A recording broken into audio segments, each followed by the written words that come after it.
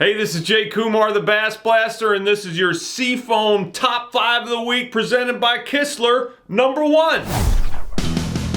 Big congrats to Alabama's Hayden Marbet for winning the Toyota, which is pronounced Toyota. That's right, but you knew that.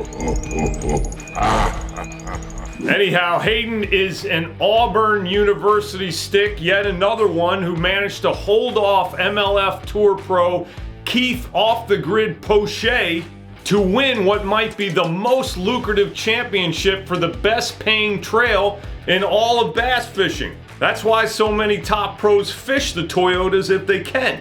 I mean, check out this check. Not too shabby for fishing 3 divisional tournaments to get to the championship. That's incredible.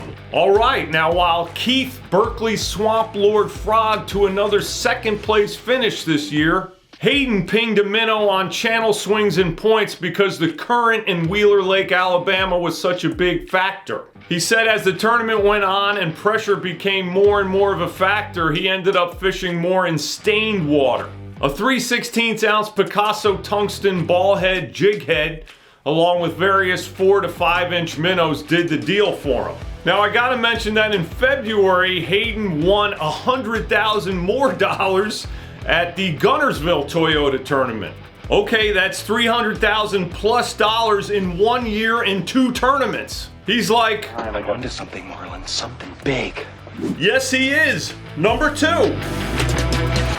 Big congrats to our other big recent winner, Oklahoma's Blake Capps, who won the BASS Nation Championship. Now, it's a huge grind just to get to that tournament, and winners for sure are legit sticks, some of whom have gone on to be top pros. Now, this year was at Grand Lake in Oklahoma, of course, Blake's home state, but he won it by just 14 ounces over Alabama's Connor Jacob. Now, even though pinging a minnow has become a dominant technique, it sure doesn't win all the time at every lake. Now, Blake proved that by winning this one with an Oklahoma staple, a spinnerbait. Now, here's a picture of his winning baits, and most of his fish were caught on that top one, a 1/2 ounce War Eagle double willow nickel in spot remover or blue herring. He also fished that other bait. It's a 3/4 ounce Booyah covert spinnerbait in white silver scale. The trailer for both was a 4.5 inch Yum Pulse Swimbait. The trailer for both was a 4.5 inch Yum Pulse Swimbait in blue pearl and Tennessee shad. Blake said he covered a ton of water and docks with wood were the deal. Now, he fished those baits on a Falcon Cara head turner rod, and for whatever it's worth, that exact setup, those baits, that trailer, that rod, it's the same setup that Oklahoma spinnerbait black belt Jason Christie uses. Now, last but not least, I got to shout out Bassmaster Elite Series Pro Will Davis Jr. for finishing 5th in this one after winning it in 2023 and 2022. Amazing. You got that right. Number 3. Have you heard about the Swimbait Head that Bassmaster Elite Pro Bill Lowen invented 7 years ago? It's called the no, crazy English people. It's called the Lure Parts Bill Lowen Signature Slip Shad Jig or Jig Head, and it looks like this. Now, I believe the slip is there because it's a line through jig head, which allows the bait, of course, to slide up the line after you hook up. Now, that's good, but the big deal on this head, the reason so many folks have apparently kept this on the down low, is the ability to top hook the bait. Bill says he invented this head because he was either losing too many fish on a ball head or he was finding them hooked in the tongue. He wanted a head where he could top hook his swim bait because he wanted them to get hooked in the roof of the mouth and because he wanted to roll that thing over cover and not get it hung up. Now, he likes using this head with smaller swim baits in the 2.5 to 4 inch range and says he'll use either a number 8 or at most a number 6 treble. Now, those are bluegill size hooks. Bluegill.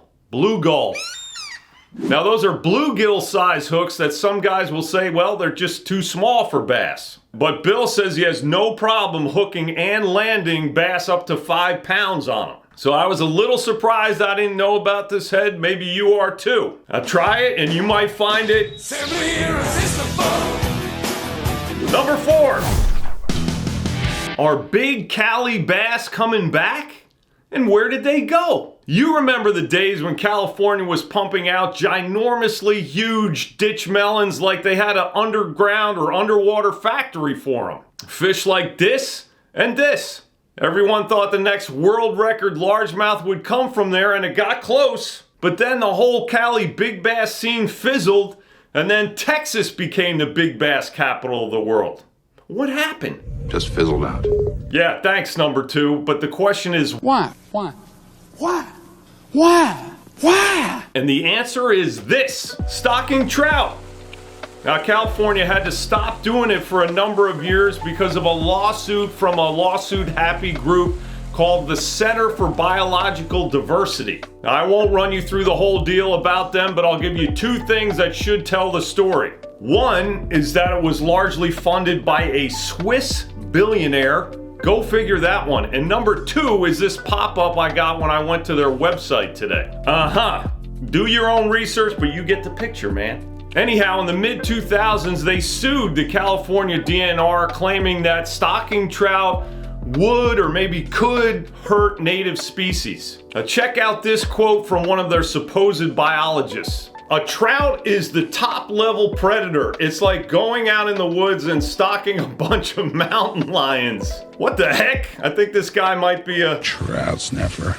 Anyhow, the short version is that trout stocking is back on in California. I'm back in business, baby. So hopefully those SoCal reservoirs will start once again pumping out huge ditch melons like these. Heck yeah, man. Number 5. I'm in charge now, and a new era begins.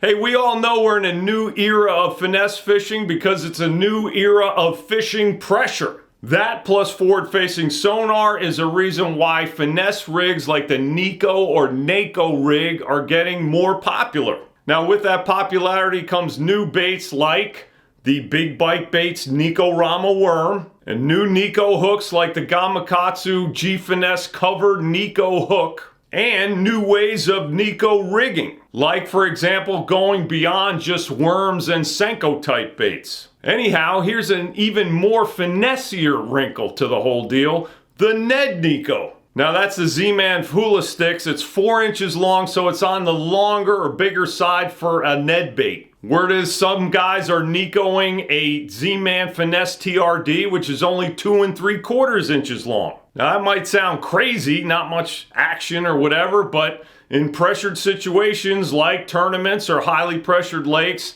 top pros are finding that sometimes baits with no action, barely any action on a Neko rig or a drop shot are the deal. I mean, who needs action? Soothing action. Maybe it is soothing to the fish. Anyhow, so far this is kind of a little known deal like Indian heavy metal. That's crazy. Anyhow, if you try that mini Ned Neko rig, you might find it as powerful as this.